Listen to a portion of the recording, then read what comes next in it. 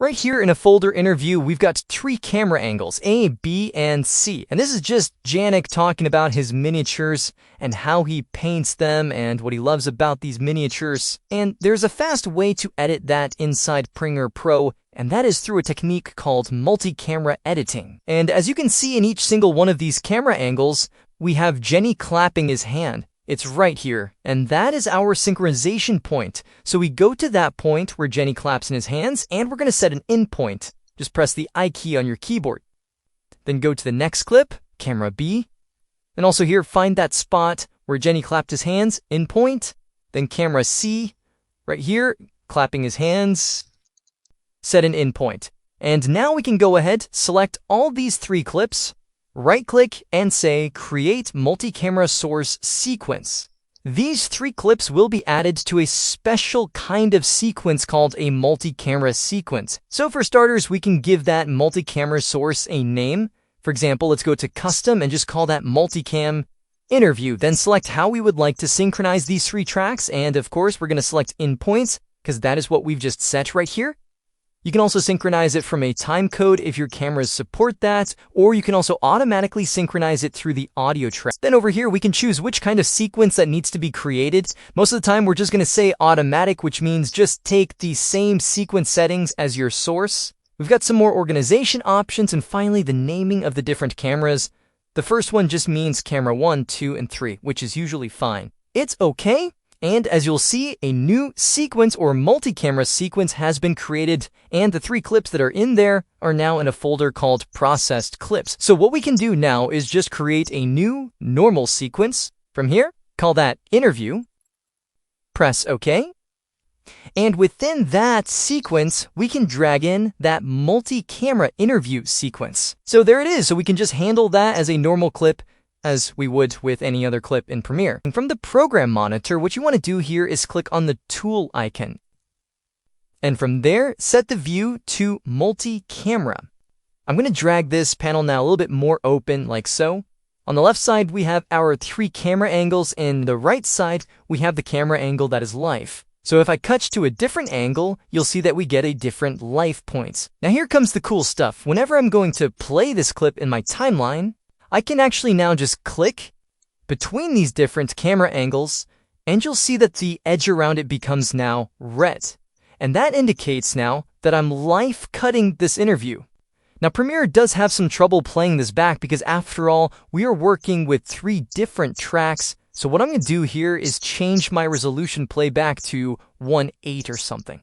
Anyways, we can already see now in our timeline that this multi-camera clip has been automatically cut. And when playing this back, you'll also notice that Premiere will automatically cut to those angles that I've said before. So it has been live recording my actions. The one thing to pay attention to is your audio track. I'm not even sure from which camera angle this comes from. Either way, I'm going to delete that because the audio was recorded on camera A. We had this wireless mic on Janik, and that is connected to camera A. The endpoint is still the same, it has been set, so from here I can now just drag only the audio into my timeline. And that way I'm sure that I'm working with the correct audio, because after all, only the video track needs to be cut live. So from Menu, Edit, Short Keys, I'm going to search for Camera, and it should be somewhere down here, Cut to Camera. It certainly sets to Control 1, 2, 3, and so on. What I'm actually going to do is just set this to my numpad and have 1, 2, 3, 4, etc. Press OK. So what I can do now is just say cut to camera number 1, then cut to camera number 3 again, and right now we're going to cut to camera angle number 2, etc.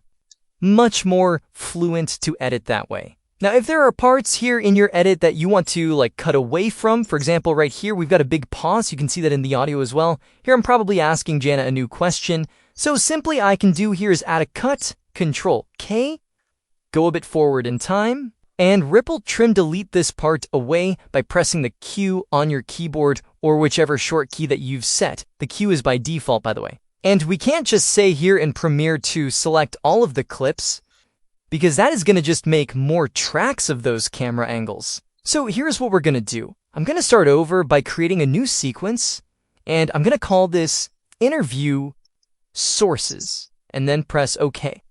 And right in here, I'm going to put in all of my clips. So camera A is going to come in here. Let's just say keep existing settings. Camera B can come in there, and camera C. And I'm going to utilize every track in here, which represents one camera angle. So if I want now, I can start cutting in here. So for example, this one, and just move that over to the right side, because maybe this is the part where I had to stop and then start that camera back. So that means I need a little gap in here because the audio needs to be synchronized, or the video. We can also do that with other clips, like this one, for example. Move that over. And you can continue doing that. You can just keep on editing, just as long as you're paying attention to the fact that we are utilizing every track for one camera angle. You can have multiple clips in there. And once you're done with that, what we're going to do now is simply select one entire track, right-click, and say Nest. We're going to call that Camera 1. Press OK. The next one, right-click, Nest. Where is it? Nest, Nest, Nest. There it is. Camera 2. Then this one over here, select Nest, Camera 3. In our project panel, we can now find these 3 nested sequences in here. Select them all, right-click, and from there, choose Create Multi-Camera Source Sequence. Let's call this, I don't know, it's a dance show, whatever. Hit OK. The processed clips are now in a folder, but these are actually the sequences, and we've got a new multi-camera sequence called Dance Show. So what I could actually do now is just delete all of these sequences in here from my interview sources, and drag in the dance show in there. And this works exactly the same now.